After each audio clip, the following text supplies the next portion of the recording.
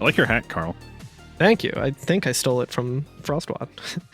Little Eevee. Oh, yeah. Most of my cool shit I just steal from my fiance. If YRP were evolutions, who would be who? I feel like, that's a good question. Oh, Pain would be Umbreon. Pain would obviously be Umbreon. Riku Yuna would be probably Sylveon. Sylveon. Yeah. Ooh. Wait, did you say Yuna or... I said Riku. I think I meant to say something else, though. What was I thinking? I guess Yuna could be, well... I don't know. Yuna's sporty... Oh, you know what? Would Riku be Jolteon? Initially, I was thinking that just because of her hair. Very much. And, yeah, well, I was going to say her hair and speed, right? She's like, yeah, like true. a thief. True. Jolteon's the fastest one. I'm trying to avoid the Vaporeon copy pasta, so I'm just going to move past it and talk about something I know, equally. me too. I was I'm like, going to talk about something equally as mind-blowing. There was some news that was broken recently. I think I saw it on Eyes on Bee's Twitter a couple weeks ago now. But have you guys seen the weird fucking promotional thing of Anna Nicole Smith as Riku? Yes. Do you guys know the context of that? They were like voting on like hottest like video game character or something like that, right? Yes. I'll be honest with you all. I don't know who that is. So when I saw that, I was like, I don't know. I guess that's important. Anyway, assuming you do know who Anna Nicole Smith is, okay. What's really fucking weird about that is that was for like a Tech TV or like G4. I guess it was G4 at the time. Just like video game awards, somehow probably less embarrassing than the actual game awards, which is like trying to be like the fucking Emmys or whatever. But they had her dress as a lot of different characters from games to be the hottest character in video games. Like another one that was got the nomination was Ivy from Soul Calibur, which is always a good choice. Yes.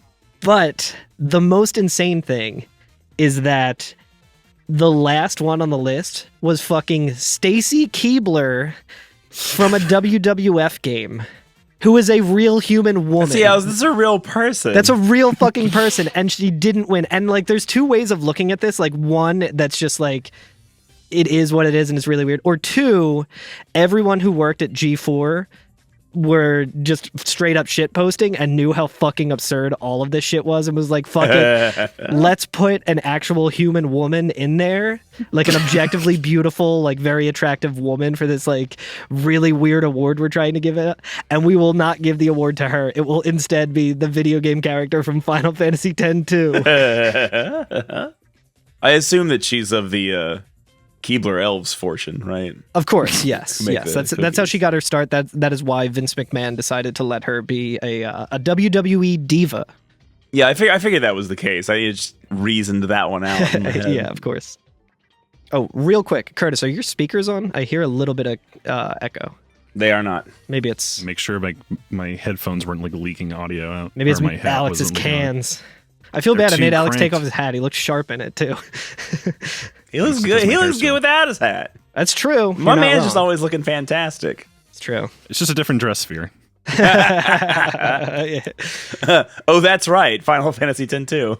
Yeah. Every time I change, like, hold on, I'm changing dress spheres. Yeah, I'm changing into my pajamas dress sphere. Changing into my Alex does pants. his magical girl transformation where he becomes like liquid metal. He turns into Capri Sun and liquid metal and or naked, depending on which version of the game you're playing. Apparently, that's right. There is a pajama dress sphere, right? Not that I know of. I think it's it's part of a last mission. Never mind. Oh, okay. Is it really? Is there really? I've never played Last Mission, and now I really want to. It's basically it's called the Freelancer is the job. I think it's just them like in their underwear, which is pretty like just casual underwear, not like. Oh, okay. Not like giving the award to Riku for hottest character over a real human woman. Yeah. When you said pajamas, I was thinking like Geomancer, you know, like from Final Fantasy V and stuff like that. And I was like, that's my favorite drip. I love Geomancer's outfit from Final Fantasy V. They're so good because it's just pajamas. It's awesome. Yeah, they're just wearing their jammies. They have like the little nightcap with the little ball on Yeah, it. little jammy jams. Little jammies.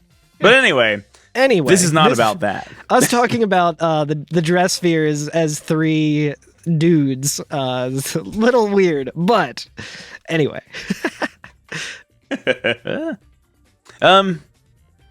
Final Fantasy X, the second one of those. 10 as well. On this, the podcast about every fucking Final Fantasy. Of which... Wait, is that what the F's for? Yeah. Fuck. You know. I thought it was like function, like the function key. It could be like fishing, because a lot of games I thought it was have every fishing in them. friends talking about Every FF. friend's Final Fantasy. Yeah. That's right. Of which I am. I thought it stood for Curtis. family friendly. I don't know. Family Feud. Family Feud. Hey, farm. Did you see that recent clip of what's his name? Steve Harvey. Steve Harvey. Did you see him going, I want to kill myself? Have you seen that? Anyway, We didn't introduce ourselves. I'm Curtis. I'm Carl. I'm Alex. Wow. We finally did it. We finally introduced the podcast. I know. And we'll see you next week. So, it is time for us to make a difficult decision. Just kidding. It's not difficult at all because only one decision gives you 100% in this game. Unless you misread the thing like I did, and then I get to do it twice. Unless you only read half of the sentence like in the tutorial in Final Fantasy VII with Alex the is scorpion. busy. He doesn't have time to read entire True. sentences. He's not a fucking nerd. You think he's reading? You He's gotta playing pack video all like games. the, He's not reading. Yeah, you have to pack all the nouns and the verbs in the front half of the sentence, and then like all the articles and like connective tissue in the back half, and he just skips that. I'm dyslexic. X2. So we are in possession of a awesome sphere. With We just did our dance number. We just did our dance. We got angry and went to bed. We gave Yuna a chance to do a hip hop dance, just gave her a chance to do a dance. Bam. I was doing a little wiggling. I just want y'all to know, doing a little dance. But yeah, we have to give away this damnable sphere. It's cursed. Further doesn't like the feelings that it gives him. The sphere is giving off bad vibes. Yeah, Bad awesome vibes. though it may be, the vibes are rancid. And everyone's got kind of their own way of like trying to figure out how to do it. Yuna was like, I'm just going to make this Brother's problem. I don't want this responsibility. Brother's like, as the leader, I demand that Yuna be the one to make the decision. When you talk to Riku, she Bitched says out. like, it's not like any of the groups are better than the other. Can't we just flip a coin? Which is very good. Yeah. But Riku, if you give it to one of the groups, we won't get 100% completion. Exactly. Please. There's a 50% chance you will not get 100% if you right. fuck this up. So our options are we can either give the sphere to New Yevon or we can give it to the Youth League. I gave it to the Youth League because that's the one you want to give it to get 100% completion. But you gave it to New Yevon, right, Alex? Yep. That's good because I've actually never done that, and I would like to know what happens. Let me see. It's very similar. Yeah. Even some of the voice clips are probably the same. So I went to Bavel, outside like the temple where we met that hunk, and everyone's like, Oh, Barrel-Eye. yeah, and we see a bunch of like monks, a bunch of bald old men, and the people wearing their Katamari Damacy helmets. The women, I think, are wearing those, right? Like Right, Selena right. would be wearing. And Riku says, "Wow, they're pulling out all the stops," which I think that's the word for word exactly what happens in the other scene if you go to Yeah, it the is, Youth League. But Buddy says, It'd be funny if it was just the exact same dialogue where but Buddy says something to Brother, and I think it's something about like being kind of nervous about like, oh, it's weird that they're like, it's weird being here as a bunch of like Albed. Yeah, makes sense. And Brother's like, interesting. take it easy, show some class. And he's like soaking it up. He's doing those little poses and stuff. I think love there's even that. like a little dance move he does where he looks like a seagull and does like a little flapping motion. Yeah, it's the Go Birds cheer as well. Yeah.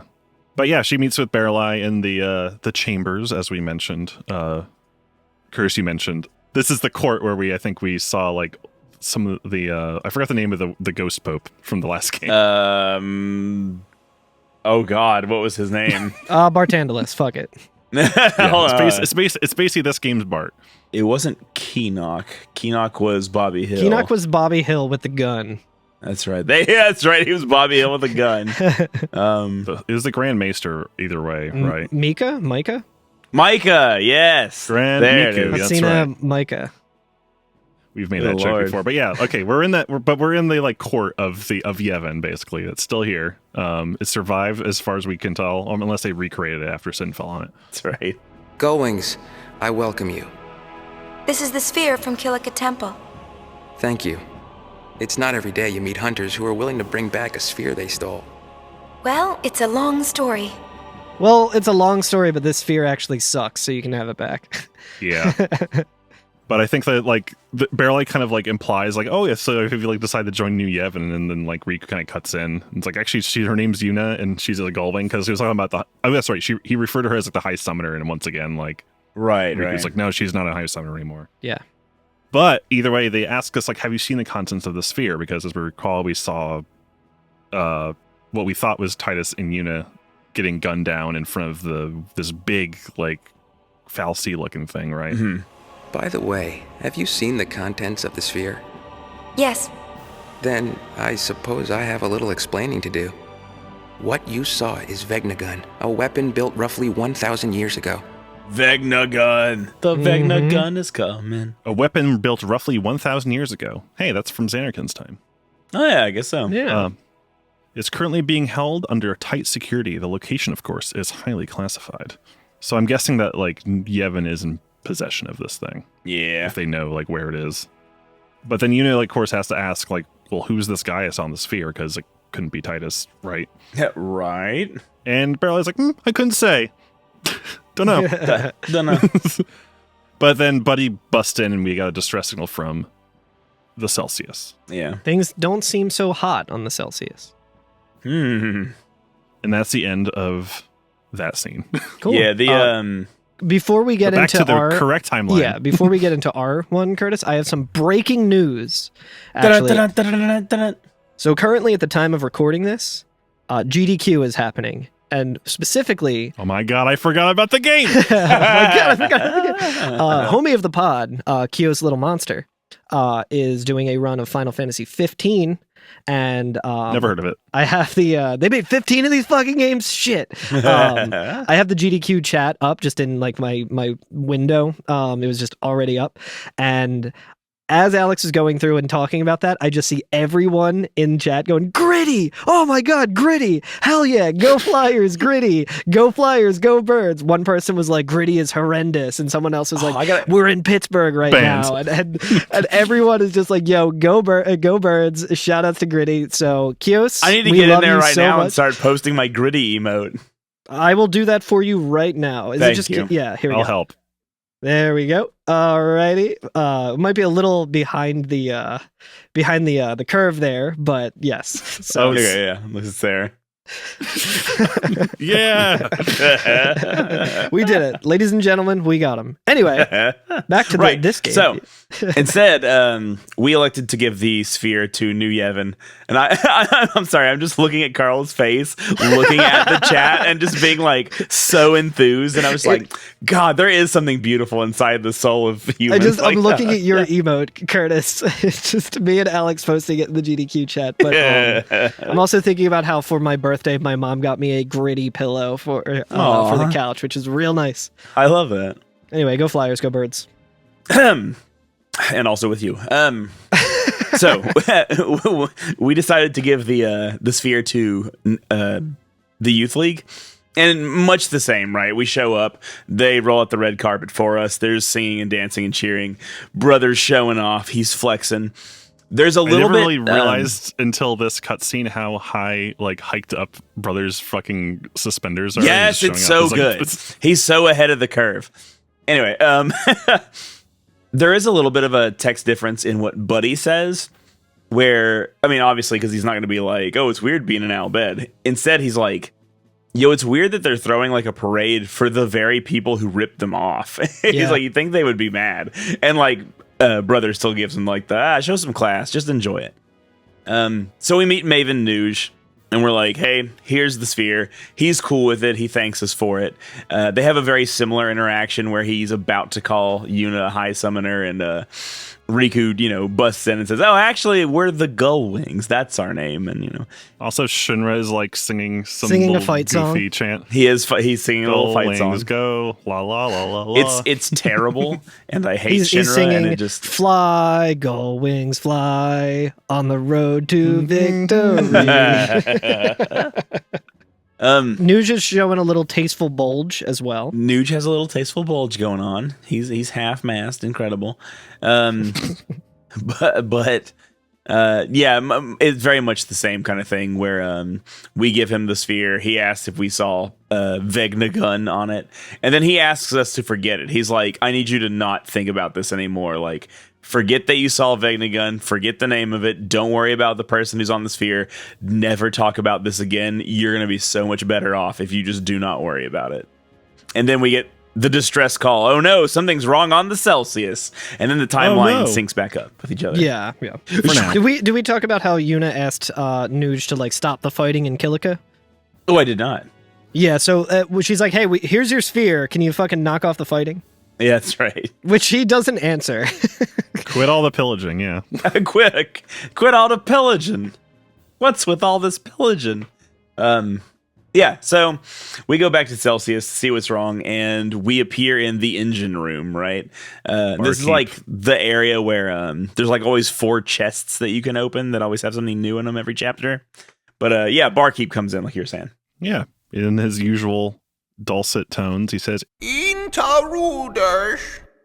Anything missing? Still investigating. Owaka just has like more full pockets than usual, and he's like, I didn't even get a chance to see them. They were so quick. Yeah. "It's official. We've been burgled," says Shinra. I just love burgled. Burgled. I always hear that word in Stephen Colbert's voice because of Harvey Birdman, attorney at law. Burgled, purloined, ha ha, loin. The broken sphere from Xanarkand Ruins is missing. Yeah, our broken sphere is gone. Lame. And the perpetrators of this heinous act have left us a calling card, right? Mm-hmm. Like a calling ball. A calling ball sphere. Yeah. with a familiar looking logo on it. Yeah, Buddy walks up with a rather large sphere. It's like larger than the ones we've seen before. I wonder how much they weigh. I don't know. Yeah. But it has the LeBlanc Syndicate logo on it, right? So, LeBlanc's been here, those bastards. We know it was them because they also stuffed a bunch of rags in all of the sinks and left the sinks running as their calling card because they do go by the alias, the Wet Bandits. But yeah, so it showed the sphere is a video sphere, and it's showing LeBlanc standing on the bridge of the Celsius, and she's like got like a cocky pose. She's like smacking her fan against her leg or whatever. Ormy, I think, is like spinning around in like the cockpit. He's Yeah, just, like, that's hanging right. out and he's just doing a little dance because that's kind of a special move. He likes to spin. Mm-hmm. And LeBlanc says, "Who's on top now, Gullwings? It'll be 1,000 years before you can take on the mighty LeBlanc." And then that's all that happens. We get the LeBlanc sphere as a key item. Specifically, we scored the key item LeBlanc sphere, which is really funny. I just like how it's like you got burgled and they left some trash for you, like making fun of you and actually fucking owning you by making fun of your name expertly by calling you the Gullwings. But you scored. In the key you item, scored so it though. Yeah, it's like yeah, we got a LeBlanc sphere. So check the scoreboard: 1 us, 0 you. I like that Payne says she got us, and then it goes to Yuna who says, "Oh poopy." Got him. Yeah, nice little callback to Riku saying poopy in the last episode we did. Our poopy counter is at 2. Ring the cinema sins door, like ding ding. That is like the highest kind of curse word that a high summoner could say. Aside from Donna, I feel like Donna probably has the mouth of a sailor. Oh my god, absolutely. She has said things that she's the irreverent summoner. It is good that she is not on social media. She's the fake Pope from The Simpsons, so that you can tell by his sneakers and his foul language. I love that Riku corrects her. And she's like, she calls her out for it. She's like, Yuna, don't talk like that. It's like me when my nephew overhears me say on my stream that I'm going to kick the shit out of someone, and then he says that about me to my older brother. Says, I'm going to kick the shit out of Uncle Carl in Mario Kart when he comes over. My older brother was like, what? That rules. Where did you learn that? He's like, Uncle Carl said it. I was like, fuck, dude. But yeah, it's funny. Riku calls her out and it's like, hey, don't say that. And then Yuna's like, well, I was copying you. She's like, literally doing what you were doing. I learned it from you, Dad. And so, like, Yuna's like, all right, fuck that. We're going to go take it back. We're going to go get the stuff back. No one messes with us. Payne's like, a little more importantly, what about that Vegna gun thing? How about that whole Vegna gun deal? Maybe we should focus on, that important thing. Yuna's like, no, I got a score to settle. Yeah, she does kind of like, that is kind of her thing that she says here, right? Where she's it makes sense. She says, I didn't want to get too involved, not like when I was the summoner. We're forgetting who... She's tired of this shit. Yeah, she's getting too old for this shit. 2 weeks away from retiring. Again, like, she fucking saved the world. She had to kill all of her Aeons, and fucking, like, she went from being like, I am going to sacrifice myself, to, like, having all the shit in the last game. It's like... Cut Yuna some fucking slack. Let her... stop charging her for potions. I don't care that you're charging less, Awaka. Fuck you. She's done saving the world. She just wants to stunt on some clowns, yo. Yeah, hell yeah. So the gang does like a little like she's basically like, we're forgetting who we are. We're sphere hunters. We're the Gullwings. And the gang does they do 3 fist pumps like together in like a line. I think they give each other double high fives as well. Yeah. And then brother comes down and is like, that's right. We steal back what's stolen. It's the law of the sphere hunter. Now we go to Chateau LeBlanc. He's doing some dancing too while he's saying he's all this, fucking doing some fucking Fortnite dancing. He's always moving. He's busting it down white boy style. But yeah, he says, now we go to Chateau LeBlanc. We attack in the name of honor. And then Shinra's like, yeah, we'll get our heinies kicked in the name of honor. It's maybe you will, Shinra, you fucking dork. Yeah, Shinra, you fucking bitch. You ain't been fucking helping at all. Bookworm, fuck you. I have. Why don't you go do your summer already. reading while we're all hanging out, dude? Get off the computer, idiot. Yeah, you fucking idiot. Touch Why don't you grass, log out Shinra. for once, you fucking dork? Why don't you visit some other planet and establish an electric power company, you dumb bitch? Yeah, seriously. Make people fucking turn into eco-terrorists, you little asshole. I hate that. Anyway, so so the gang's like, yeah, okay, well maybe we can look for a disguise, right? Yeah. Brother immediately is simping. He's like, that's it. Yuna, you are brilliant. Yeah, you're Yuna, don't kill yourself. You're so pretty. Yeah, so the gang basically comes up with the idea to fly around and fly around Spira looking for some outfits, right, to dress up as members of the LeBlanc Syndicate. And that is ideally we want all 3 of us to be able to sneak in, right? Yeah. Right. And that's like the premise of chapter 2 in general. Like our hotspots in this all chapter. those women goons that we didn't just like deck down in Xanarkin. Yeah, didn't we like beaten like a shit ton of the femme goons, like surely. I guess like yeah. maybe but we the didn't steal their is clothes. Like, it's not like it's not like an Elden. That's kind of weird. It's not like an Elder Scrolls game where we can just take all of their clothes and leave them nude and dead on the ground. Guess you won't be getting to the Cloud District very often anymore. That's a Skyrim gag. I thought you said Clown District. I'm like, To the Cloud District. Yeah, so that's the premise of chapter 2 is flying around looking for these outfits. And our hotspots are like different the mission, where we can find them.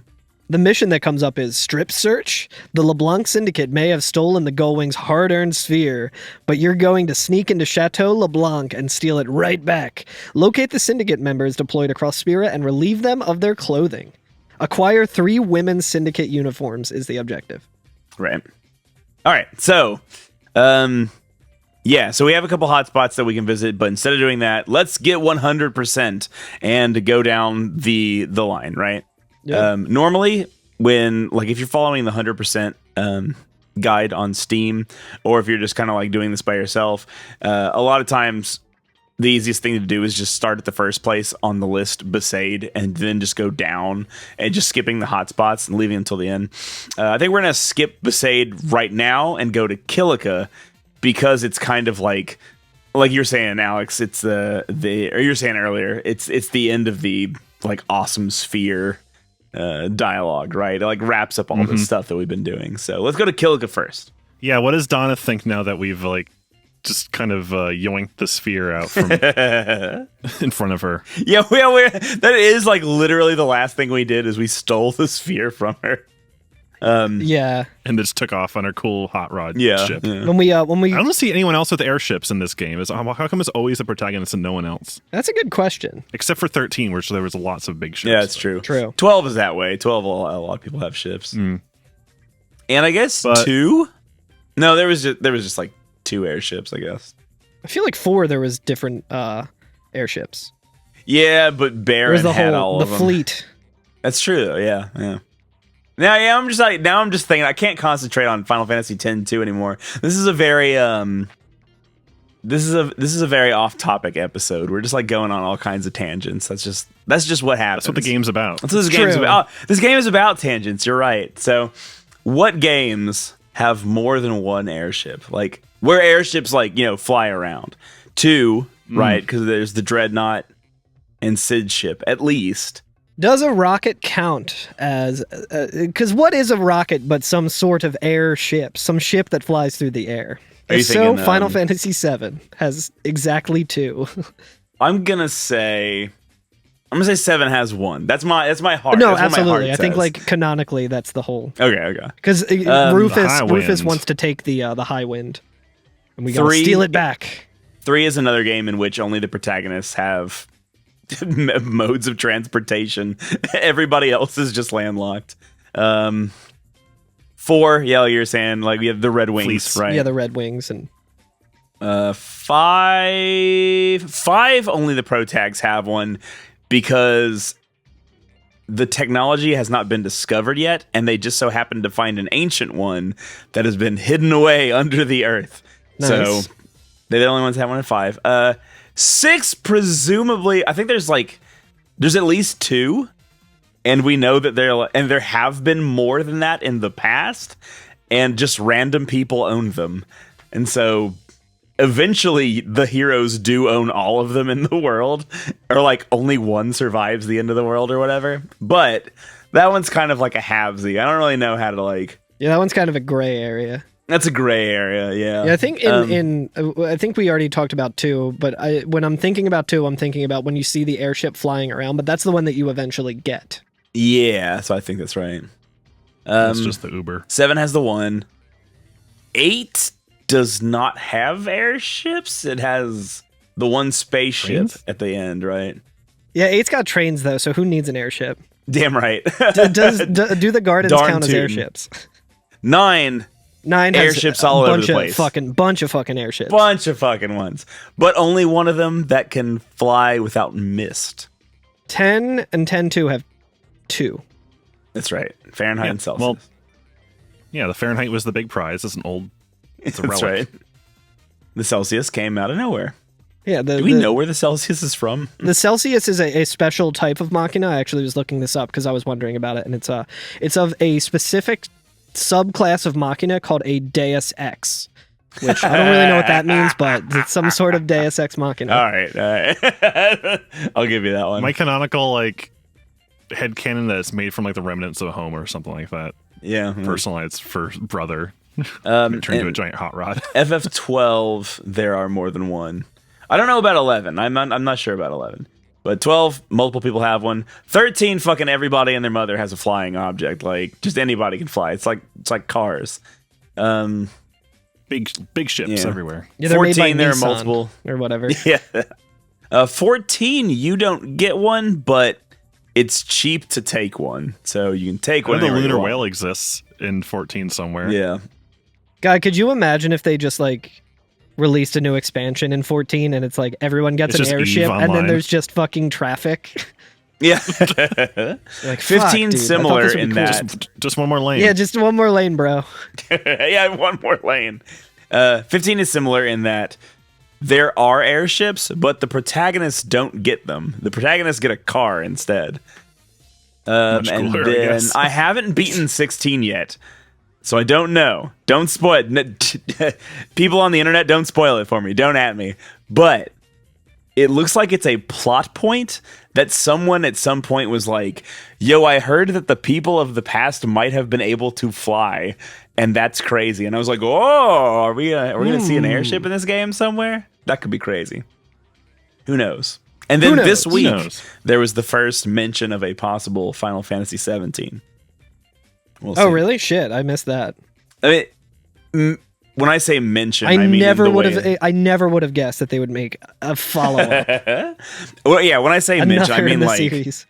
There was like an interview with Mr. P. I believe so, yeah. Who said like, yo, I think that we should do that. Like kind of like, you know, between 7 and 8, they kind of like handed the franchise to a new company or to a bunch of young people who like haven't had the chance to lead one yet. Basically, he was like, yeah, I think all the people who have been leading Final Fantasies should not lead the next one because we're getting ready to like should think all about be executed. They should all be executed. Yeah. So he's basically like, yeah, I'm kind of pushing for like, now that we're in the phase of like, hey, we need to start thinking about what 17 is and getting ready for it. I think it should be like all super young people who make this game or whatever. Nice. That's pretty cool. Yeah, it's kind of neat. So. But anyway, so we're getting Final Fantasy 8 too, baby. Finally. Let's go. Anyway, what the hell are we talking about? We gotta go get. So we are looking at Kilika, and that's right, we have no mission there, but the mission says the fight between New Yevon and the Youth League for that sphere is over. Thanks to us taking it. Wonder if they'd be happy to see us. Yeah. So in my timeline, in which you have given the sphere to New Yevon, you land at the docks where I would have met Tobly as well. Right. The south edge of town, and Donna greets us as well as a bunch of, I guess, others like civilians. Other civilians that have the exact same animation queued up to them at the exact same time. They all look like the fucking Kilika beasts. Like they look like the Blitzball team. Oh yeah. Maybe it is. But they're all, they do look like the beasts. Look at that. And also the low crotch guy's back. Yeah. Is that who that is? But for mine, they are pissed because I gave the thing to New Yevon. In ours, they're doing like victory poses and like pumping their arms and they're all like, dancing synced up 100%. They like do a fist great. pump and then they like do some clapping and some fist pump. It's really funny. But for mine, yes. Donna says, The Gullwings, was it not? Sphere hunters that give back spheres. Don't you think that's a little odd? If you're going to side with New Yevon, you might want to leave before something unfortunate happens. And then they're just like, if you try to interact with them, everyone's just like, I'm telling you this for your own good, leave. And like Youth League members are like, I thought you were different. You Yevon tools. Go back to where you belong. We actually get to walk around Kilika and get a bunch of treasures and stuff. It's really great. Oh, wow. No, not really. They're still blocking the way. Yeah, they still block us. You hit credits. Yeah, we get. It just says you have received 100%. You don't have to worry about it anymore. And I'm like, fuck yeah. Yeah, the only difference in the one where you give it to the Youth League is that the line where she says, you shouldn't have given it to New Yevon or whatever. She just says, yeah, we're still glad you gave it to the Youth League, but still. And then that's the end of it, and then they push you away, and like they're like happy. Yeah, and if you try to go forward, she'll just say, "We're having a little spat with New Yevon. Just what I need. Just what I needed. Just what I needed. No rest for the weary, dear. You might want to keep your distance from the island for a little while." Yeah. So. Yeah. I like how we're like, "Hey, Nuj, we're giving you this. Can you like not fight on Kilika anymore?" And he's like, "Yeah, I got you." And then he's like, "No, we're still gonna fight." We immediately go back to Kilika. Yeah, we're having a little bit of a fight right now. Can't stop with just one sphere, right? I mean, I guess like he has to like, tell somebody who gets on a chocobo who rides all the way to Kilika. We probably got there first. A lot of fucking random encounters with bullshit. That's right. Flans. Speaking of the sphere, I just don't know if we talked about it. In both cutscenes, the people you give the sphere to seem to already know what's on it before you even watch it. Yeah, it seems like so. Why does Nuj know what's on the sphere, and why does? Oh yeah, because it didn't belong to the Youth League, but he already knew it was on that sphere. Isn't that weird? I mean, I well, okay, so there was a time jump, maybe. So maybe they'd watch it in between, like us giving it to him and going inside. Okay, well, like there is. We will learn more about Nuj's relation to specifically Barrel-Eye as the game goes on. So there's some rationale there where you could like say like, oh well, maybe when they knew each other they had both seen it. Well, you know, it's I'm asking this rhetorically, like, oh, I wonder what that's about. Well, my mistake for taking it literally. But yeah, that's it for Kilika for now, I guess. Yep. Yeah. Literally nothing else we can do. We can walk backwards and go to the save sphere and go back to our beautiful airship.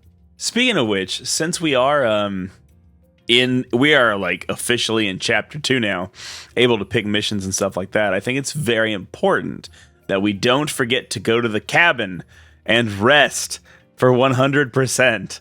So, would you like to go take a rest real quick before we go to our next location? I'd be delighted. Yeah. I'm gonna crack a few cold ones with Barkeep and then and then piss. Snooze. And then piss. All right, see you here in just a moment.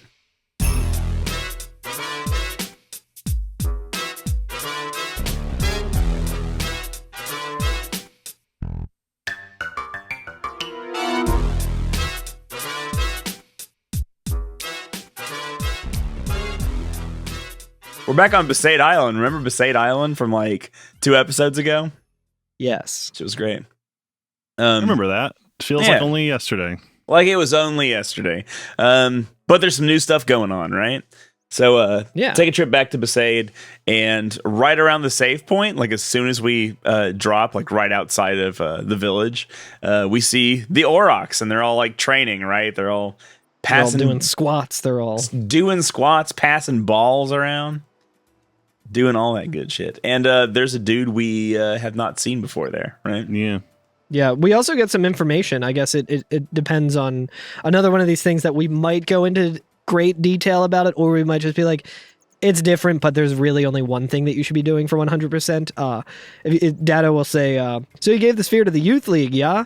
And then Jasu says, yeah, we knew you were on our side. And Yuna's like, wait, what do you mean? And they kind of go on to just say, yeah, the Besaid Aurochs have all joined the Youth League. Well, officially at least. Except for Waka. Waka hasn't joined yet. Can't blame him. His kid's popping out any minute now, you know? Now's not the time to be fussing around with politics. Which, like, I feel like there's no fucking way that Waka would join the Youth League. He'd be like, there's a new Yevon? Hell yeah, I know. I can still be racist and get away with it? Let's go. But, yeah, as they're talking to Yuna about that, you know, one of them says fussing over politics, and then we hear a voice from the hill. Fussing, you say. Fussing, you say. And we look up, and there's a very odd looking gentleman. Or I guess he has like a mask on. He's got a fucking femto mask on. He's got like a femto mask. Yeah, like what the fuck? But I am Becklem. I've been dispatched. There's a fucking eclipse happening behind him. It's probably fine. Bend it like Becklem. Episode title right there. Go ahead and write that one down. I am Becklem. I've been dispatched to Besaid by Youth League headquarters. I'm here to pound some fight into these pathetic slackers. He's 100 times stricter than Waka. Which, like, what is 100 times 0? Yeah. Because Waka was always just like, let's ball. Let's try to have fun. You guys want to play some blitzball? No? All right. Let's go get ice cream. Also, like, who is that? I ain't seen Becklem on the roster for any team. Who is this guy? Yeah, who's this motherfucker? Is he from Youth League? Is he really, like, I get the feeling. I feel like this guy's trying to teach them how to like fight or something like that, not teach them how to be good at blitzball. I think he's getting his wires crossed. I don't like. Yeah, this guy. I mean, isn't that explicitly what he's doing? I don't think this has anything to do with. Yeah, he's from the Youth League and he's trying to just get him to be more in better fighting shape because he's like, damn, dude. On our fucking roster, we got the worst team in blitzball history. I gotta fucking kick the shit out of these guys. For some reason, I thought he was training them in blitzball, but yeah, I guess that makes sense. No, unless in new blitzball, there might be some new rules, like Final Fantasy X-2 has new rules where they're allowed to use guns now in blitzball, making it even more interesting. Maybe. What does he need to like? Why do you need fucking killing the Youth League? Obviously, like that's. There's nonstop fighting in Kilika, and nothing can nonstop fighting in Kilika. We need more guys who are good at running and gunning. in war-torn Kilika. Yeah, but that's Becklum right. says, you must be awfully confident in your strength if you're skipping training just to flap your lips like that. So I guess you won't mind me showing what you're really made of then. This guy's a fucking dickhead. I hate this dude. He's a douche. But also, I can't imagine the Aurochs, like, doing anything else than goofing around and playing blitzball. Yeah. And that's what they were born to do, baby. Why they even join any group? Why would they join any group other than just being like, we're like the publicly owned like sports team? You know what I mean? Like, it's definitely like, it should just be a propaganda thing where it's just like, yo, the Youth League got the fucking Besaid Aurochs, everyone's favorite underdogs who had that mystery player appear out of nowhere a couple years ago. They're all friends with the High Summoner. Like, you don't need them to be good. Like, you don't need to put them on the fucking front lines or whatever. Like, just, you can let them just like... Yeah. Trust fund. Or, kids. you know how you can like... Is it sponsoring? I want to make or a you can, topical like- reference, but I'm not going to. You know how you can like sponsor like a football team, like a soccer team football? Or like you can like give money to like fucking Manchester United or whatever and then get your name like lined up along the side of the matches. Do you know what I'm talking about? It's like a thing that happens in soccer. Yeah. Okay, yeah. I mean, So I guess I it's was a thing like- that happens in like the U.S. as well, but it's like companies NASCAR. that Yeah, but spend it's giant shit tons of corporations. fucking- Yeah. Because like you can do that for like small teams and stuff like that in soccer or whatever. Anyway, that's what I was imagining for some Small reason. teams in soccer like Manchester United. No, you know what I'm saying. You know what I'm saying. Yeah, no. I know what you're saying. I'm just saying, like, I don't give a shit about football. I don't care about like, I give a shit about football so little that I will call it soccer. I know we have a lot of international listeners, and I don't care. I put in the one bastardizing football myself from all early, of so you. that's right. Yeah, no, I know. No disrespect, but I'm going to be very disrespectful of the sport that you all love. Manchester's no Dougals. Yeah, true. Exactly.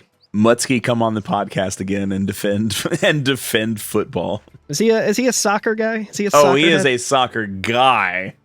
Nice. And Well, hockey. I mean, if it's good enough for Mutsky, maybe maybe he's hockey. I think he's hockey and soccer. Oh, he's I think those definitely are his- hockey, Those but- are his two, I believe. Yeah. Anyway, in regards to soccer, I just I am contractually obligated as a citizen of the greater Philadelphia area to say, go Union. There you go. Not just, go Union, the sports team, but also, everyone should start a union. Start a union.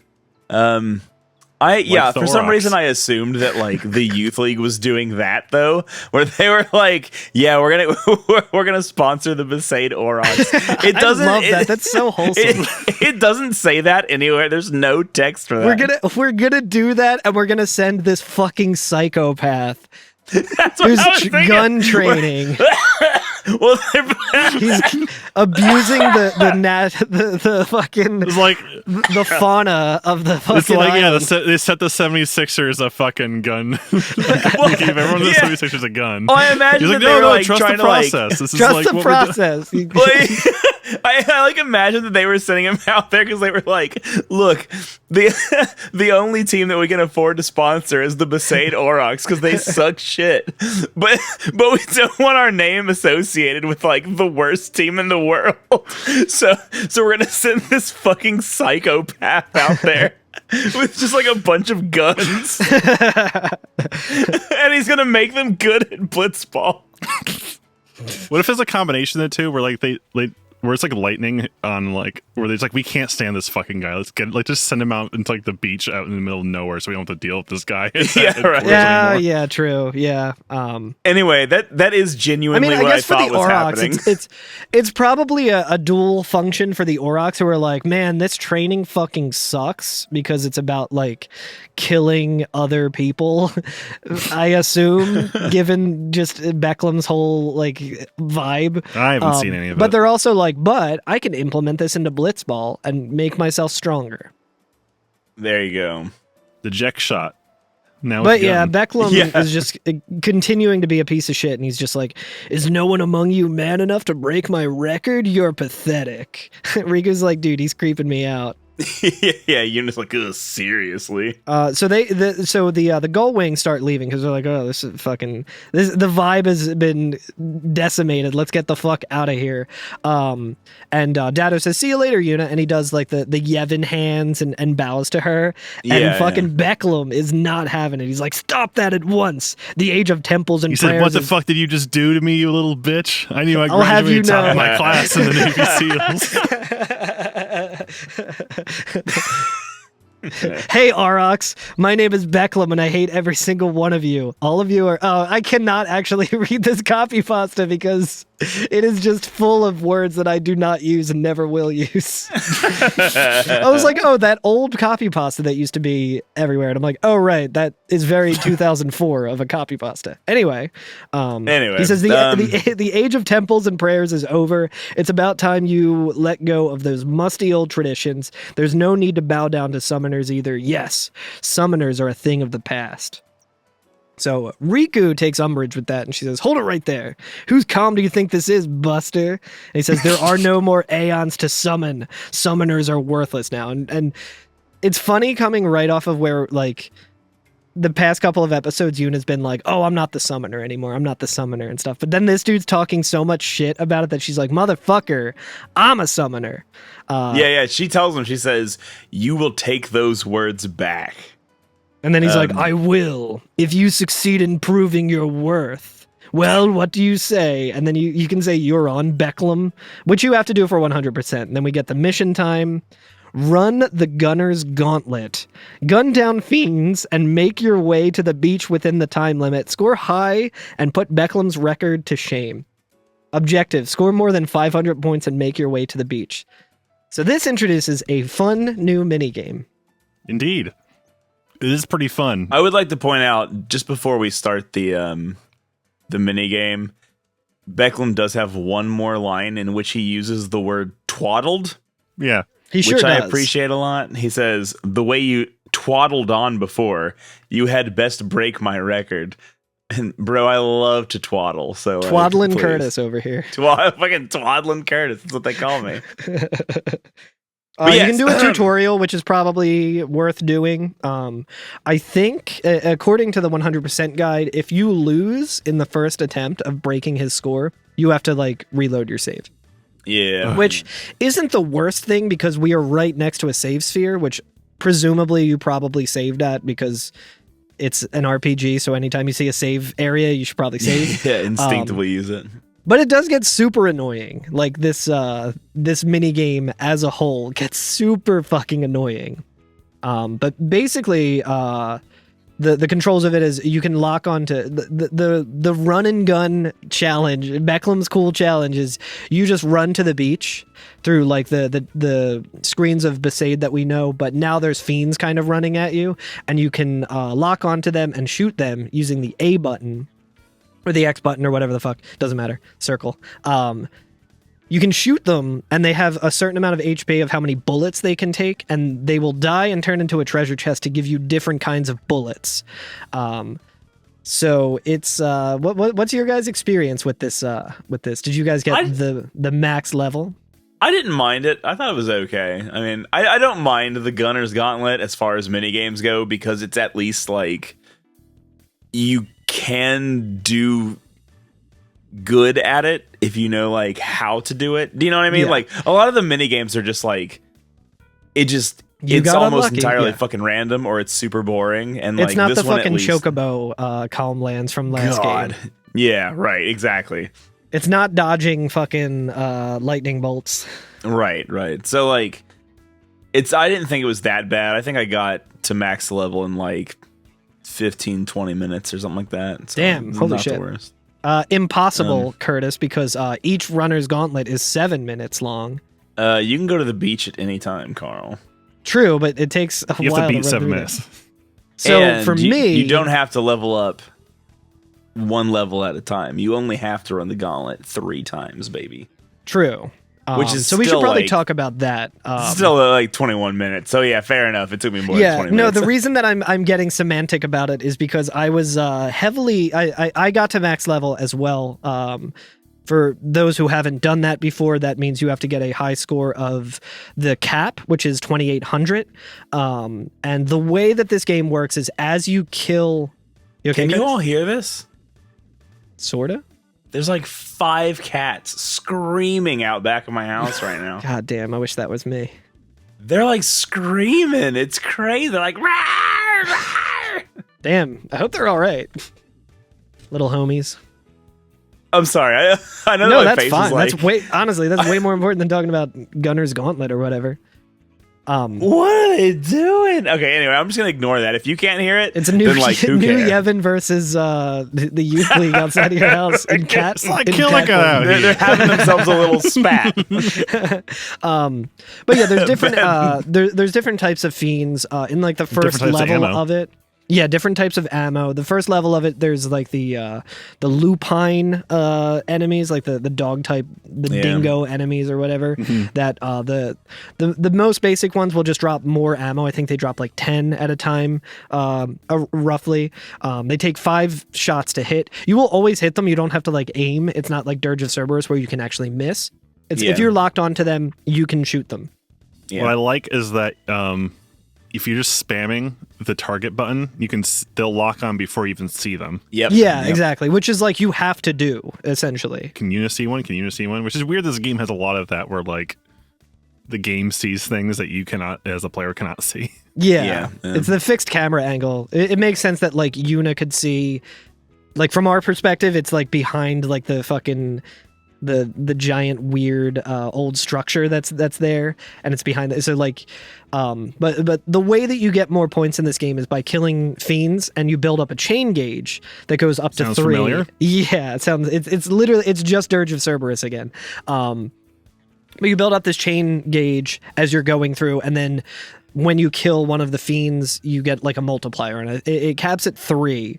So you want to have the 3. And that chain maintains as long as you don't get hurt, right? As long as you don't get hit, yeah, which makes it sound kind of easy, but it's very easy to get hit and very annoying to get hit. Or and get stuck in like a reload like window where they have a chance to like sneak up on you. If you're going through and trying to do it, it's very easy to like feel like it's kind of bullshit. Like I had a couple of times where I was like aiming at something and then I tried switching the target and I like didn't quite get it, or I used the wrong ammo, like because it's kind of clunky. I don't want to say it's like underbaked because I actually do like this mini game.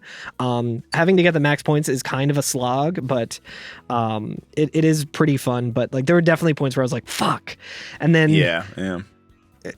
to start over is a bit of a time sink because if you there's like 2 ways you can do it, where I would just kind of force close my game and then go through, and then I'm like, cool, now I get to watch all of the loading screens again, like loading into the game.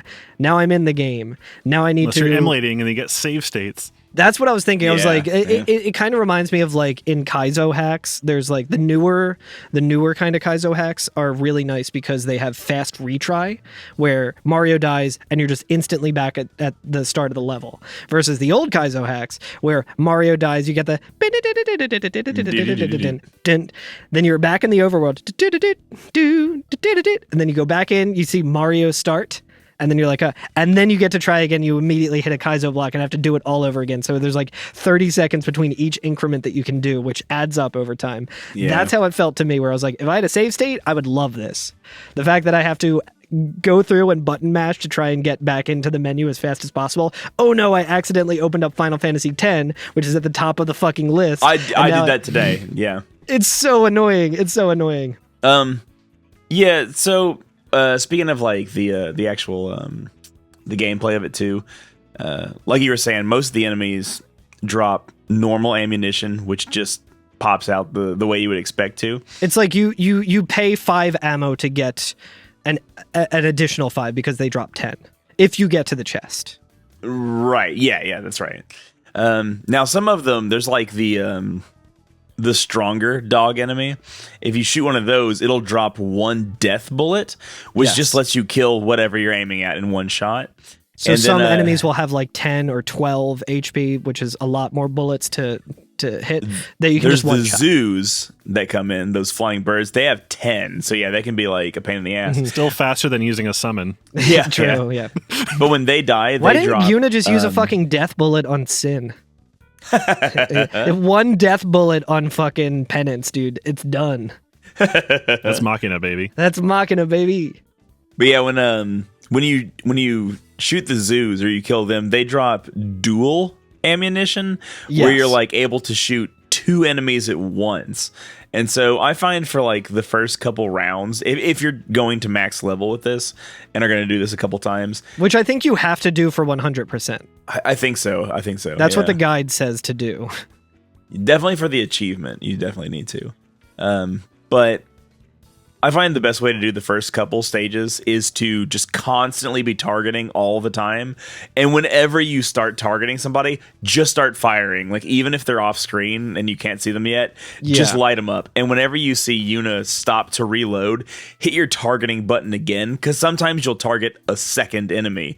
And if you have 2 enemies that you're targeting, you can switch to those double bullets, take both of them out, and then you'll get like a little rest for like a couple seconds, which will allow you to run over and get their bullets and continue on.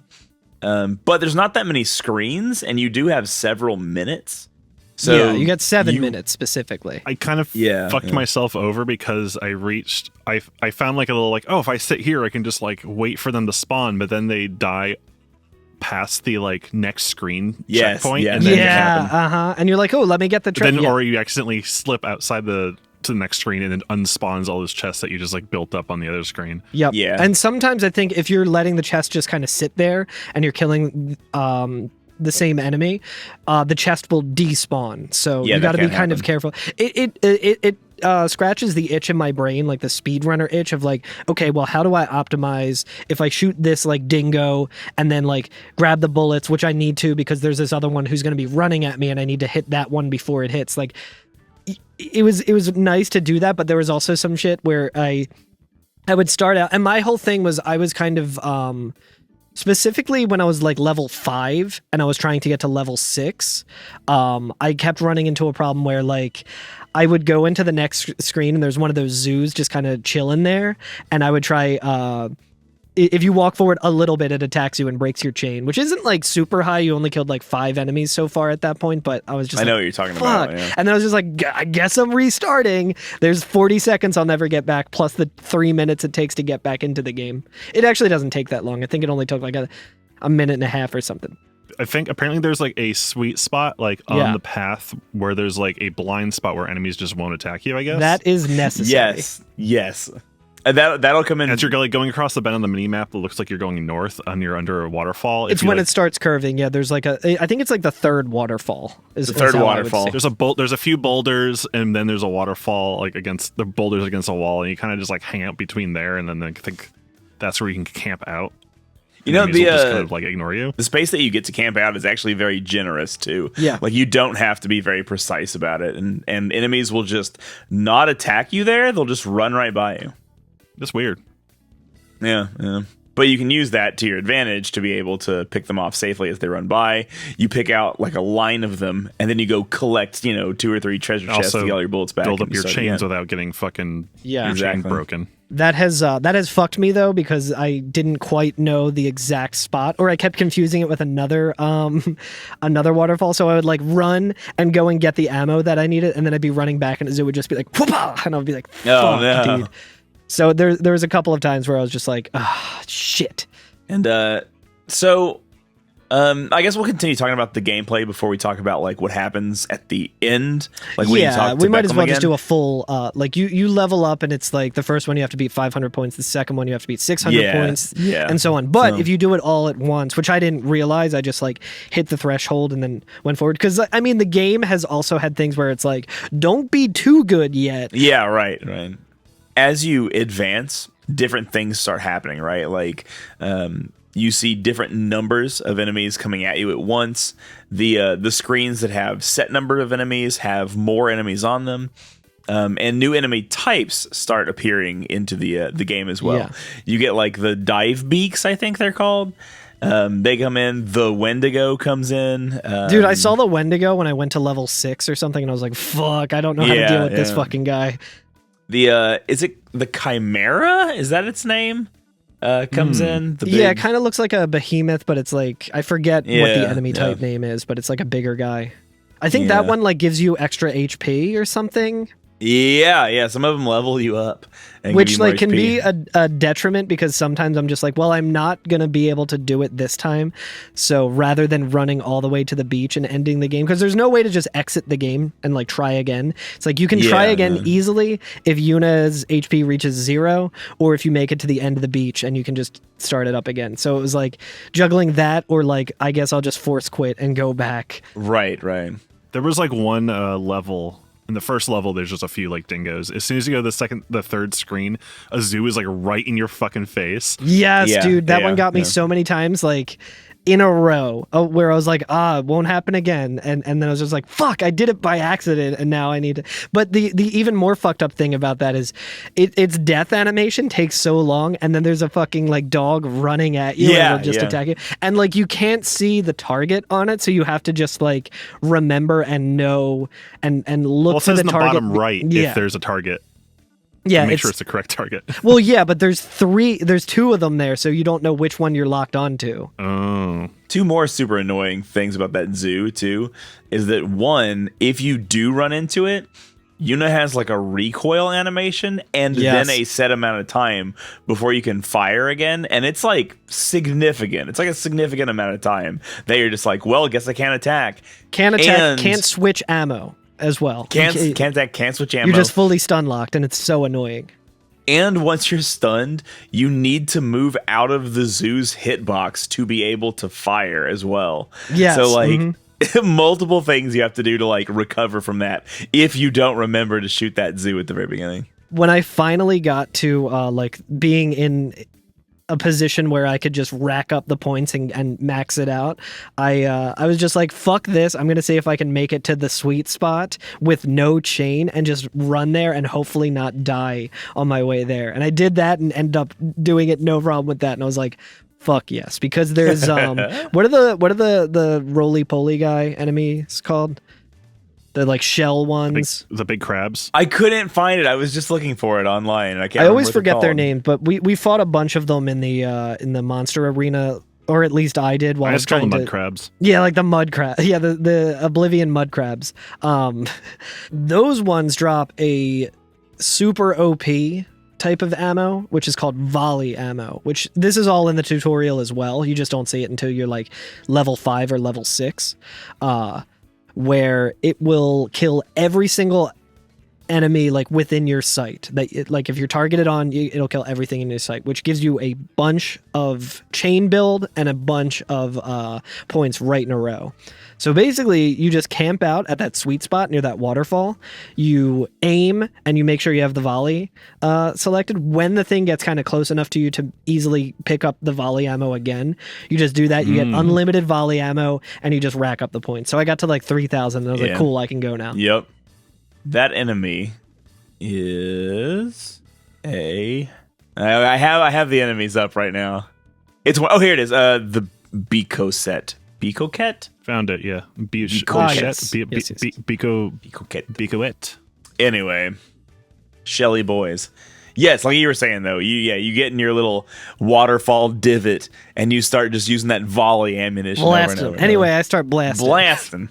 And it's nice too, because like the higher your level goes, the more enemies that are just kind of spammed at you there, and like the higher class enemies that give you more points. So like you'll just have a screen where it's like a bunch of the dogs, the fucking Wendigo, the armadillo guy, the fucking zoo, like everything's just there, and you're just like, you're all fucking dead. Like I wish Yuna just used this gun at the on Seymour or something. Like it seems pretty good. Like maybe. It's sick.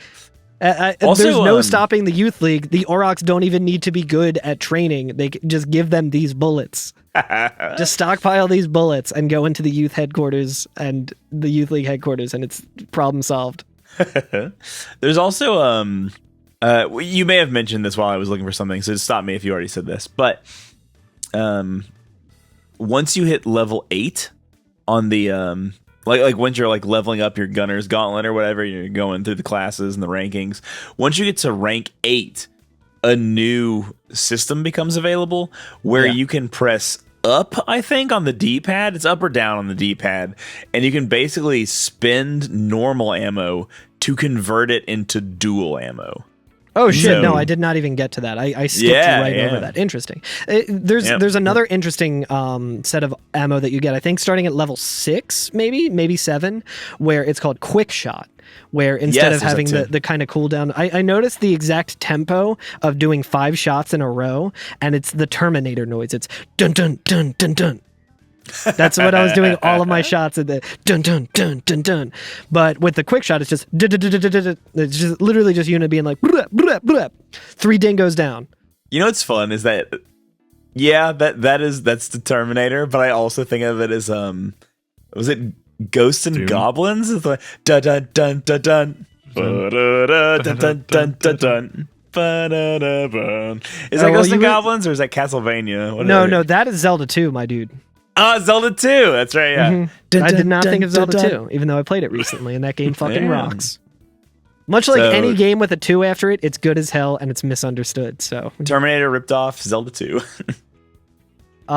Terminator actually ripped off an NES game called Journey to Silius. Oh, yeah, that's right. That's exactly how that happened. It didn't happen the reverse way.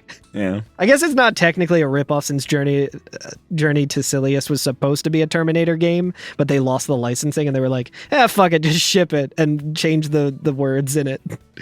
Silius would be the town that I found with all my most goofy friends. Knucklehead Alley or whatever. Yeah, that's right. Knucklehead Street. Knucklehead Street, Silius. I think Knucklehead Street was the friend of the pod, Robbie, was like, everyone should move to my street and then we can just have Knucklehead block where we're all just like neighbors and goofing around all the time. I was like, that is the exact kind of Animal Crossing island I want to have IRL, is Knucklehead Street. Yeah, and then for some reason, on the very last screen, there is just always a golem there. Yeah, which takes it's like 17 HP, so that's a lot of ammo cost, or 1 shot of volley, or 1 shot of death, where it's like, I think a lot of times too, when you kill the dogs that give you death, what a cool sentence. When you kill the dogs that give you death, they give you 2 death back. So yeah, the silver lupine gives you death. Yeah, exactly. But yeah, it's cruel that you can go to the screen where like Tidus would jump into the water or get pushed into the water. And there's you there. can. That's just a time waste. But once you're done with all that, you see Becklum at the end of the beach. Yep, and you still have to run up to him and talk to him because like if you've wasted too much time, you can run out of time while you're running to talk to Becklum on the beach. So you gotta save a couple I've gotten seconds. pretty close. One of my high scores, I have 1 second left. Oh, I get that close. I also did a little due diligence. Some dude diligence. I was gonna say some due diligence. And by due diligence, I mean I fucked up at first because I didn't quite understand the game and how it actually played. So I got to the beach with like 2 minutes left, and I had a score of 154. Which is well below his high score, and he just completely owns Yuna by saying, "I see the high summoner got low marks. You may be on the league side, but as far as I'm concerned, you'll only get in the way." Damn. And then you can retry. He says, "So you've decided to accept my challenge, but I think that locks you out of 100% if you lose first somehow or something." So I reloaded my save file, and then I started actually getting the high score. Yeah. I also, while that was going on, I was like, well, let me see what like Waka and Lulu are up to, because we're in Besaid. This is all we have to do for like the actual like content of the game or whatever. Let's see if there's anything going on there. And they're both just kind of sitting. Lulu's sitting in the same spot that we left her in, and she says, you can talk to Waka, and he says, "How come they never practice this hard during the season? Either way, forcing them to practice won't make them any better, yeah?" Well, see, is that what they're doing? That mentality. I love that mentality of the coach. No, I think he's just like thinking about it, he's like, well, they're training really hard to be in the youth league, and I'm extra salty about it because they never trained that hard for blitzball. And then he has like the best coach mentality ever of, well, trying to make them practice isn't going to actually make them better.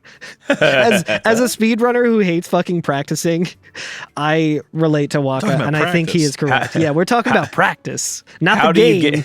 How do you get to Carnegie Hall? Bedtime, bedtime, bedtime. But when you talk to Lulu, she says, you've done something very special for Spira, Yuna. Now it's time you go and live your life for yourself, which is nice. Nice. Oh, I also have a video here of just some of the random enemies in Besaid, like the little Ochu guys that like they can shoot seeds at you to like build up a chain. And just the noise that Riku makes with it is so funny. She's like,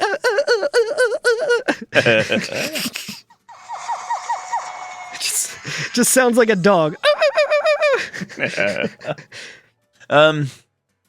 So before we've maxed out our frickin' Gunner's Gauntlet score, we would have to have done it once for plot reasons. Yes. To get 500 points in 7 minutes. Yeah. I think it's also not possible at level 1 to max it out, just time-wise and the way that the point system works. You basically need the volley. You need volley, yeah. Yeah. But Riku squares up in front of Becklum and says, take that! And Becklum says, skill you may have, but I find it hard to believe you defeated Sin. You obviously had some and then Yuna cuts him off and she's like, yeah, I did have help from my friends. My pilgrimage was successful because my friends and the Aeons supported me along the way. And they still do. Memories of the time we spent together make me strong. I won't stand here and let you call that strength useless. And before we go on to what Becklum says, I would just like to say, at this point, he is the most owned man in the world. I love this. Love this for Yuna. Yeah, absolutely. Fucked Becklum, you stupid, silly bitch. You femto wannabe asshole. I was like, ooh, I would hate to be him right now. To be him right Especially, like, you're talking to someone who saved your fucking life, essentially. Like, who prevented, the worst thing in the world from happening endlessly. Somebody who's fucking dick. Yeah, someone who's like done something incredible before, but also that you're like, oh, you probably had help. And then she's like, yeah, because I have friends, you fucking weird bitch. And like, oh, so owned. Because he's like called himself out. Becklum has no friends. That's so I didn't even think of it that way. That's so good. Speedrunning, you're not even playing the game for real. You cheated yourself and the game. Yeah. He's like, you had help when you beat Sin. You cheated yourself and the pilgrimage. You used volley ammo. You experienced a hollow victory, and it's sad that you don't know the difference. You hid by the waterfall. But yeah, he says, must your kind always prattle on about your precious memories? And then he like walks on out of there. Yeah, they definitely sent him here to just get rid of him. He seems insufferable. Yeah, Payne's just like, fucking what a sore loser. Yeah. Yeah, and we get a bonus, which is the Enigma plate, which I did not look at. Well, I have. Oh yeah, what are the items we get? For each time we level up, we get a prize. It turns out that I have the list up right now. Nice. So let's first look at that Enigma plate. Why don't we? If you equip the Enigma plate, you get an automatic magic defense plus 10%. For each little point that you cross, you get an additional magic defense plus 15.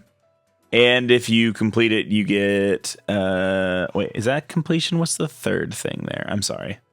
1 second. Okay, I'm sorry. And it has creature abilities, but I don't care about creature abilities. No one does. I'm trying to look at what the playing card is, and I can't tell if it's like Xanarkand, but it's some sort of building that looks kind of like it's in ruin. So it's some sort of ruins that it's probably a location from the first game that I do not remember. Gotcha. But yeah, as you go up, you get the power wrist, the silver bracer, the titanium bangle.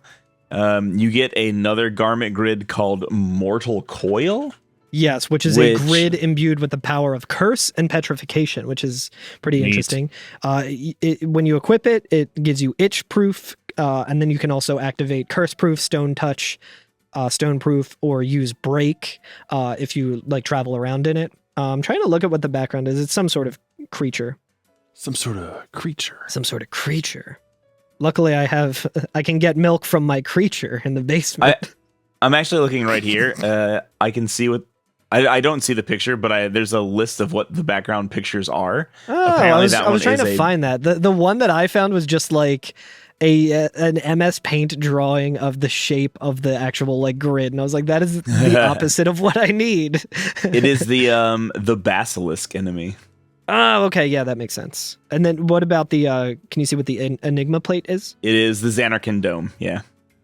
Oh, nice, cool. Dome. Damn, I can't believe I realized that. You're right. Yeah, good job. I love how a bunch of these sound like fucking Yu-Gi-Oh cards now that I'm looking at them. Menace of the Deep, Heart Reborn. Pot of Greed. You also get for the next couple levels, you get the beaded brooch, you get diamond gloves, fairy earrings, and then for getting max level, you get adamantite. Yeah, which is really nice. Incredible. That's an interesting piece of equipment too, because it's like it gives you a lot of defense, but it is so dang heavy, and it drastically cuts your agility, but greatly increases your magic defense and your defense. Yep. Yeah, it literally doubles your HP, gives you 120 additional defense and magic defense. I did not even realize the HP thing. That's nuts. Yeah, it's crazy. And it generates a constant protect and shell, and then it just makes you slow as hell. Yeah. So you're just a tank. You're just a tank, yeah. So it just reminds agility me of minus Gil 30. farming in Final Fantasy 13. Yeah. So does agility change your... What does agility affect in terms of mechanics? I would imagine ATB. Like your ATB probably... That's what I thought. Charges way slower. And maybe even like your speed of going in for an attack. Or like queuing up a magic attack. But yeah, if like me, you were expecting there to be some sort of additional cutscene after getting the adamantite, maybe a little bit more closure. Maybe we finally earn the respect of this asshole who sucks and that we don't need his respect. No, you don't get that. It's just you can still try and beat your own high score, and it does not matter. So we can't use adamantite to make a cool sword like in other games. No, not in this one. Dang. Agility affects ATB gauge speed. Okay, that makes sense. Changes how fast your turn is. I kind of want to see like if there's like a bit of math about it, because I like looking at the way the different games like treat it. You know, I always like that, but then I'm like too unga bunga to actually incorporate it in a useful way for most games. Yeah, man. Oh, another thing that I can announce. I finally remembered to do the creature creator thing and get the psychic, the psychic dress spheres. So I haven't played around with them at all. I've used the psychic a little bit. I like it pretty well. I think it's actually pretty good. I really like the costumes. Yeah. I find the festivalist I don't really like that much. I used that a little bit, and then I was like, I don't need to keep using it. I feel like I'm the type of sicko that is gonna 100% all abilities in all classes for each of the ladies, but I think it's pretty easy to do that. Another thing, I also remembered some more due diligence that I did. Remember when we were talking about scan level 3? And how it might be from the perspective and given the flavor of like the character that is using it. And we got the Riku one. Yeah. I used it with Yuna, and it's the exact same thing. Okay. So, which makes sense. I would be pretty shocked if they did all of that. So it would have been cool, but it's from what I can tell, it is all the same. Okay. Interesting. But yeah, and then the adamantite is the last reward. And after that, we are pretty much free to leave Besaid. I don't think there's really anything else on the island that we need to worry about or look at, right? I did not really do too much exploring beyond Waka and Lulu, but yeah. If there are any indication, I didn't really miss out on that much because they were pretty much just like, there's a couple interesting things you can do on Besaid, where if you go up to a character and press square, you can ask them to marry this guy's son. And if they would like to join a promotional campaign for Open Air or Ardent. Yeah, I'm going to do that in my eating vegetables homework. That's a problem for future Carl. I'm not doing that today. And fuck that guy. Yeah, fuck him. Well, that's all I got for Besaid, y'all. Same. And therefore, this episode... Yeah, my closing thoughts are the runner's gauntlet is actually pretty fun. I did enjoy it. There was a lot of points where I was like, fuck, it took me way longer than I would have liked it to, but I think I was also kind of shooting myself in the foot, no pun intended, because anytime I took a hit, I was like, well, now I need to start over. And there was the time where I actually like beat the one that I was struggling with. I just accepted the fact that my chain was gone and that I had to just get to the safe zone and just build it back up there. And it ended up working for me. Yeah. I'm glad we'll never have to do this minigame ever again. I don't think we will. Wait, you're right. Oh, God, never mind. Okay. Wait, we have to do it again? No, don't worry about it. All right, that's a problem for future Carl. Fuck that guy. Yeah, fuck that guy. What's he going to do? So, for next time, right? I think what we've been doing this entire season thus far is like picking how many sections we want to do and then not quite doing that many. But I think I'll probably just say the same thing again. So I'll give you like a reasonable amount of things to do for homework. And then for the next podcast, we'll do like 3 out of the 4, right? Because that's just the way that it's been going. But we're going through this a little fast. We're going through it a little fast. So I mean, this section at least, yeah. That's true.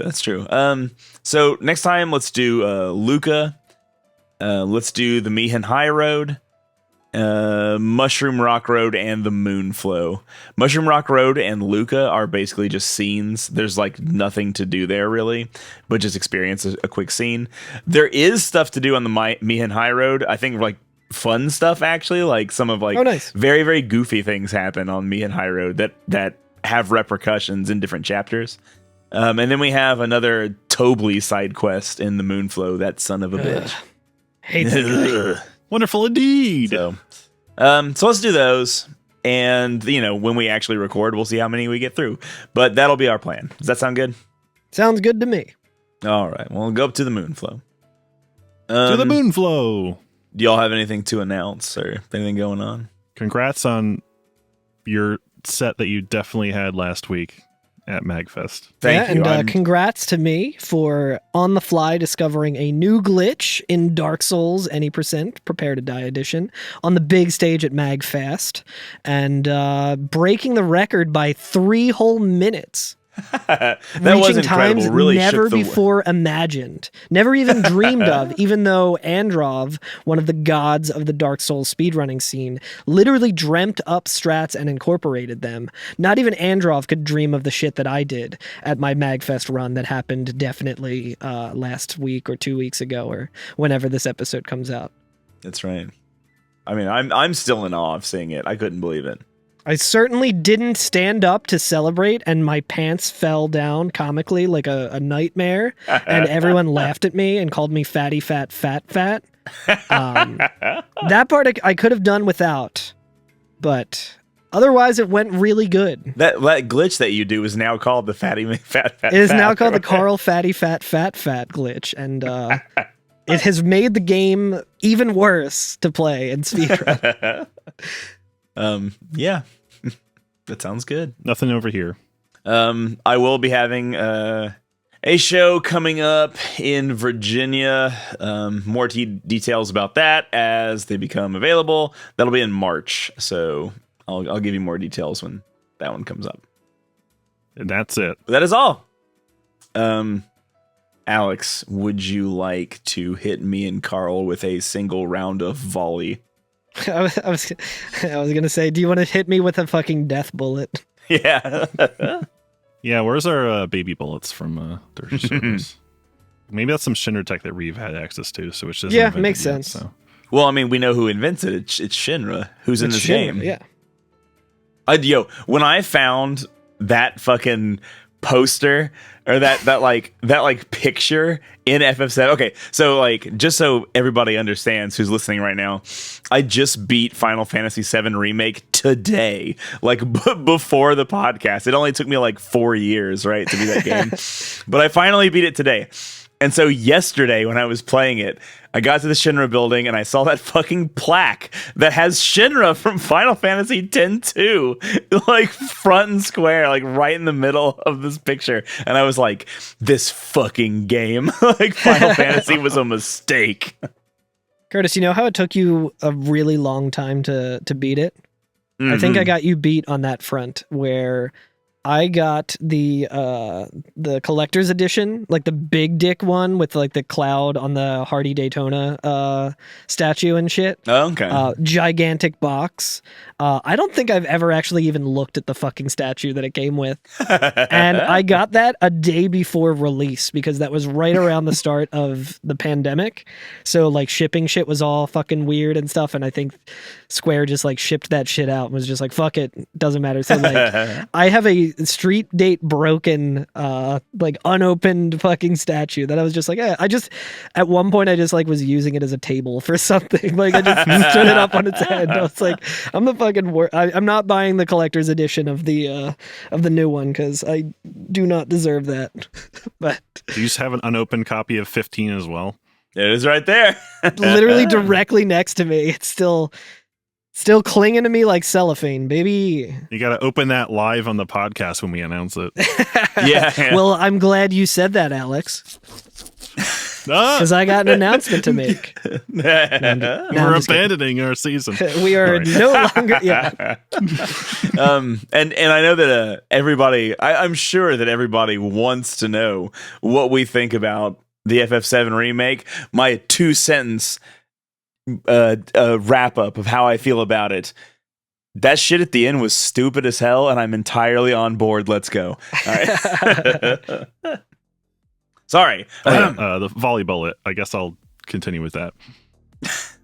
Thank you all for listening. Thank you to Noriko Matsuda and Takahito Aguchi for the game music. Be sure to rate and review, subscribe to us wherever you're listening to us. You can find us at EveryFNFF on new Twitter, Blue Sky, Instagram, YouTube, and hop right into our Discord.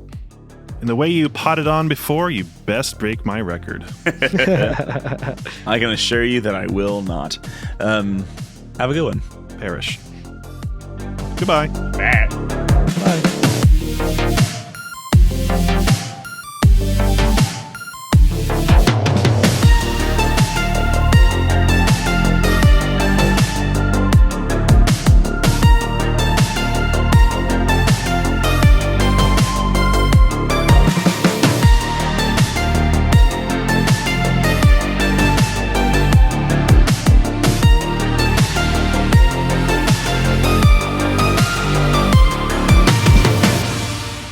I got distracted looking at sexy Rouge the Bat emotes in the GDQ chat.